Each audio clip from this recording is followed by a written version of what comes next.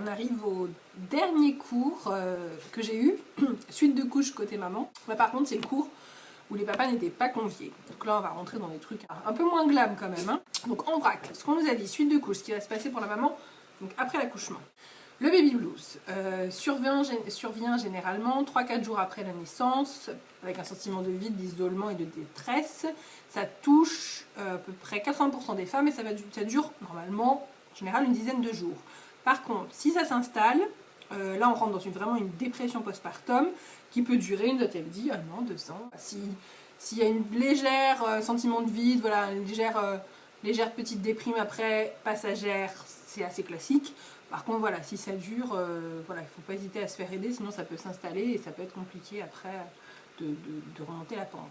Les besoins, limiter le temps de visite et demander de l'aide. Autant limiter le temps de visite à la maternité, c'est-à-dire vraiment la famille proche, tous les potes, tout ça, vous allez être capoute, voilà, ça sert à rien, autant qu'ils viennent vous voir après et chez vous. Et même chez vous, la première semaine, limitez le temps, quoi. C'est pas la question que les potes débarquent avec... pour venir prendre l'apéro jusqu'à pas d'heure, alors que vous êtes dans votre allaitement peut-être, vous êtes fatigué, voilà. Et ensuite, ce qu'il ne faut pas hésiter à faire, c'est de demander de l'aide. Après un accouchement, c'est quand même sportif, la maman a besoin de se reposer beaucoup, le papa va avoir besoin de s'activer pas mal, lui par contre, donc en évitant le baby blues aussi, parce que ça peut arriver pour les papas. Mais il ne faut pas hésiter à demander l'aide. Donc l'aide, c'est ménage, repassage, les repas, les lessives, voilà. Si les gens vous demandent vraiment de quoi vous avez besoin, vous n'avez pas forcément besoin d'un énième body taille 1 mois qui ne mettra peut-être pas, mais vous avez besoin d'un plat de lasagne par exemple, voilà, pour le lendemain. Ou qu'on vienne juste, qu'on passe du temps aussi avec vous un peu, les copines, prendre le thé, voilà, et puis vous dire que si ça va pas, essayer de vous décharger, il faut vraiment... faut pas hésiter quoi, à demander de l'aide en fait. Hein. Alors après c'est vraiment en vrac des fois ce qu'elle nous a dit, donc ça passe du coq à l'âne, mais bon. La péridurale, 20 minutes pour que ça s'installe, 20 minutes pour que ça se lève. On passe 2 heures en salle de naissance. En salle de naissance, la sage-femme va surveiller 2 choses. Déjà qu'il n'y ait pas d'hémorragie. C'est pour ça qu'on y passe 2 heures, parce que c'est une sage-femme pour 3 patients. En chambre, on a une sage-femme pour 20 à peu près. Et donc pendant 2 heures, elle va surveiller qu'il n'y ait pas d'hémorragie, que le placenta c'est bien décollé, que l'utérus se rétracte bien. Donc elle va venir, a-t-elle dit, pour appuyer sur votre utérus pour voir si ça se rétracte. Surveiller aussi si on a une péridurale, qu'on a de nouveau envie d'aller aux toilettes en fait. C'est censé revenir, envie d'aller aux toilettes, la reprise de la fonction. Donc elle va nous demander vous avez envie régulièrement. Voilà, parce que c'est quelque chose de, voilà, ça signifie que la péridurale ne fait plus effet aussi. Après 2 heures, on nous enlève tout. Blouse, cathéter, on fait vite fait un brin de toilette, puis on nous remonte en chambre. Là, c'est bien d'avoir une tenue. Sinon, on nous a dit, vous allez remonter avec votre blouse cul nu, donc sur votre fauteuil roulant. Donc, on prévoit soit une robe longue, ouverte, soit un legging, quelque chose qui ne craint pas. Voilà, quelque chose qui est fermé pour remonter. Avant d'aller à la maternité, l'accouchement, c'est sportif, quoi. C'est comme un 5000 mètres, il faut y aller. Donc, il faut être en forme. Il faut bien boire avant de venir. Il faut bien manger avant de venir aussi. Quelque chose voilà, qui va tenir au corps, des pâtes, voilà, quelque chose comme ça. Et ensuite, on peut prendre par contre à boire. Oui, maintenant, on peut boire une fois que le travail commence et une fois qu'on arrive à la maternité. Donc des petites gorgées, des boissons sans pulpe, sans particules, mais on peut tout à fait boire, on peut plus manger, mais par contre on peut tout à fait boire. Si on a une péridurale, ça va couper la fonction d'uriner, donc dans ce cas on nous posera une sonde urinaire. Les petites astuces, en cas de pointe, donc en cas d'épisio, cicatrisation, ça met entre 7 jours et 3 semaines. Donc éviter les frottements, relever les jambes pour ne pas s'asseoir dessus, voilà, s'asseoir plutôt en position allongée, jambes levées, quand on rentre chez soi après, même à la maternité. Mettre ses bas de contention, ça va brûler, nous a-t-elle dit, quand on va uriner, donc pas hésiter à faire directement dans la douche sous l'eau froide, voilà, pour avoir moins mal. Pas besoin de se décaper parce qu'on a eu des points, voilà, il faut que ça reste clean, mais une toilette par jour ça suffit. On va mettre aussi de l'homéoplasmine pour que ça reste en fait gras et que ça tire moins. Pas de bain pendant minimum 1 mois, ça c'est épisio ou pas épisio, hein, voilà, c'est le temps que l'utérus se rétracte bien. À quoi s'attendre? Les saignements abondants, Donc du sang pendant, enfin abondant, plus ou moins, au début très abondant.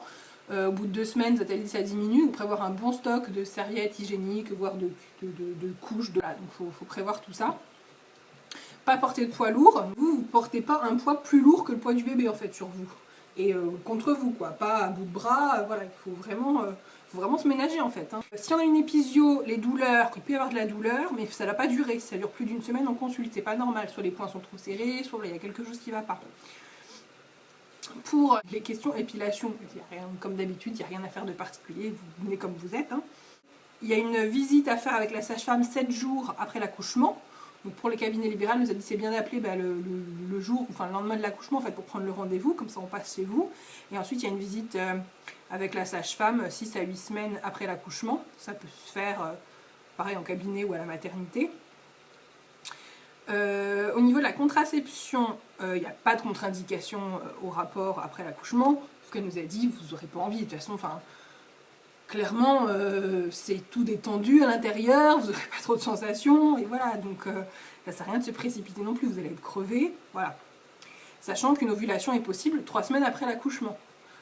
Le stérilet est possible, on peut le poser 6 semaines après l'accouchement, 3 mois en cas de césarienne. La rééducation du périnée, ça se commence 2 à 2 mois, environ 2 mois, 2 mois et demi après l'accouchement. Ça dure environ 3 semaines, 2 fois par semaine, puis 1 fois par semaine selon les besoins. Ça dure environ 20 minutes. Voilà. Comme les sages-femmes, ils font ça manuellement. On peut le faire chez un kiné, c'est plus avec une sonde en général.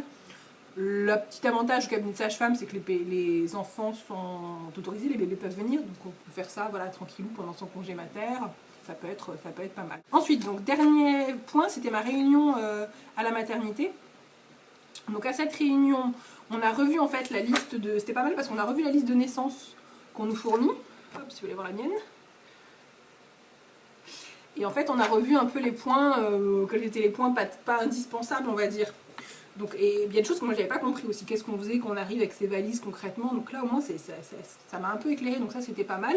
Donc elle nous a dit qu'il faut prévoir 2 valises en fait. Une valise pour maman, une valise pour bébé. Ces valises-là, elles restent dans la voiture. Plus un petit sac. Un sac type sac de plage, quoi. Ou un sac à dos. Et dans ce sac-là, on prend les affaires pour la salle de naissance. Et en fait, on prend que celui-là au début, quand on arrive à la maternité. Tout le reste, ça reste dans la voiture. Et papa ira le chercher après, quand on sera monté en chambre. Mais au début, on n'a que ce petit sac. Donc dans ce petit sac, il faut prévoir pour le bébé un body, un pyjama, une brassière, des chaussettes. Il nous a dit pas de bonnet parce qu'on en fournit, vous allez le salir au début. Ça on le met, on le débarbouille vite fait et on lui met tout ça, mais il a encore le vernix sur lui. Hein. Le bain s'écolle pour le lendemain, donc voilà, pas la peine de mettre le joli petit bonnet, vous le gardez pour le lendemain, on vous donnera un pour les premières heures. Et donc ça pour le bébé il faut prévoir en taille naissance et en taille 1 mois, parce qu'en fonction du gabarit on ne sait pas trop ce que bébé va mettre. Donc elle nous a dit ça vous mettez dans 2 poches plastiques que vous identifiez, comme ça la sage-femme elle aura qu'à prendre, le papa, qu'à prendre la bonne poche pour habiller votre enfant. Prévoir également pour bébé une couverture. Il y en a à la mater, mais des fois il nous dit on est en rupture. Donc voilà, une couverture c'est bien. Et un linge, histoire de ne pas salir la couverture. Comme ça le bébé sera un peu emmailloté. Un brumisateur important. À boire. Pour papa, une collation, de quoi manger et de la monnaie en pied de 50 centimes pour le distributeur. Et ensuite, donc pour la maman, une tenue, comme je l'ai dit, une tenue confortable pour ensuite remonter en chambre, soit une robe de chambre, soit ce qu'on veut, mais histoire de se cacher un peu, voilà, on va remonter en chambre. Et des divertissements. Alors, dans les salles de travail, il y a des postes CD. Donc elle nous a dit que c'était bien déjà d'écouter de la musique, par exemple, tous les soirs, de faire un peu de séance de sophro avec son chéri. Une musique qu'on aime, musique classique, musique de film, voilà ce qui nous plaît. Et puis essayer de se détendre dessus, et comme ça on se la remet un petit peu tous les soirs, et le jour de l'accouchement on mettra pareil. Apparemment, ça permet de se mettre en condition et de se détendre, donc ça peut être pas mal. Pour la maman, enfin pour le maman et papa, hein, des bouquins, des divertissements, de quoi bouquiner, voilà, il faut s'occuper quoi. Donc on peut prendre un ballon, il y a des ballons qui sont prêtés. Après on peut le prendre dans la voiture si jamais il n'y en a pas ce jour-là, ou qu'il n'est pas de la bonne taille, qu'il ne nous convient pas, papa ira le chercher à ce moment-là. Il y a dans les salles de travail, la plupart des salles de travail, de pré-travail, il y a des baignoires, donc on peut prendre des bains si la poche des os n'a pas été rompue. Ensuite, pas de vernis sur les mains, mais ok sur les pieds, pas de bijoux, voilà, choses qui craignent pas. Et en fait, concrètement, comment ça va se passer, il nous a expliqué. Donc on arrive aux urgences, donc c'est bien, il nous a montré vraiment où appuyer, quoi faire. On passe à l'accueil, on explique ce qu'on a. Elle nous a dit que ça ne sert à rien d'appeler avant, si vous êtes au terme, si vous avez les contractions, si vous avez tout, dans tous les cas on vous dira passer, donc n'appelez pas, voilà, c'est une grosse matière, on n'a pas le temps de sortir votre dossier dans tous les cas, donc vous venez direct aux urgences. Donc vous présentez à l'accueil avec tout le dossier grossesse, quoi. On vous balade tout le temps avec de toute manière, donc voilà, avec votre dossier de grossesse, vous expliquez ce qui se passe. Et ensuite, bah, c'est les urgences, donc on peut attendre très longtemps par contre. Si c'est pas une véritable urgence, qu'il y a des mamans qui arrivent, qui sont prioritaires, qui sont plus bébé bougé, voilà, qui sont en train de saigner, voilà, ils seront prioritaires sur vous si vous avez juste des contractions, voilà, tant qu'on vous puissiez passer en salle de consultation. Donc ensuite, une fois que vous avez franchi la première barrière des urgences, qu'une sage-femme est dispo, qu'elle prend votre dossier, qu'elle vous appelle, vous passez derrière en salle de consultation. On vous fait un monito et un toucher vaginal pour voir où ça en est. Si on dit bah oui, c'est pour aujourd'hui ou c'est pour bientôt, on vous garde, ou on vous dit bah non, c'est pas pour aujourd'hui, fausse alerte, c'est un faux travail, vous pouvez rentrer chez vous. Deux cas de figure. Si c'est pour aujourd'hui, après on nous passe en salle de pré-travail. Chambre en fait avec un lit, voilà, un fauteuil pour le papa, la baignoire dans la pièce d'à côté. Donc ça c'est pas mal. Et donc on y passe un certain temps. On est contrôlé, on a un monitoring assez régulièrement.